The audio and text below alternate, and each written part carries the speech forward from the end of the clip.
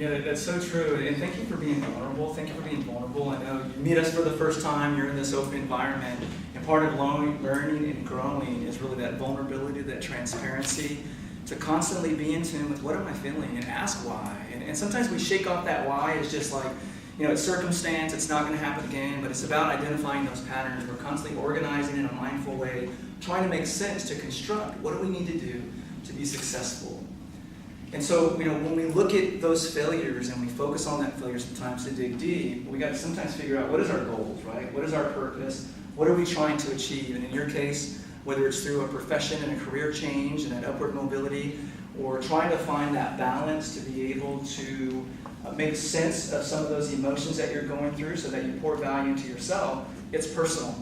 And I think when we have a mission and when we have a purpose, it's always usually derived out of pain. Do you agree with that? And it's like, I want to be this individual. I don't want to feel this way anymore. I'm not sure why this happened. And so I'm going to invest something in this mission and purpose to be successful moving forward. So when that happens again, then I'm prepared to deal with it. And so digging deep is about drilling down and really finding out through self-awareness and through an adaptability, what are those things that drive me? Greg spoke a lot about finding failure.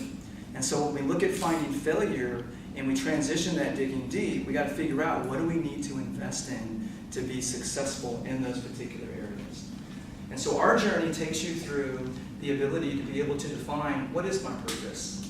And is my purpose aligned with what I'm trying to achieve in life, personally and professionally? What are my values?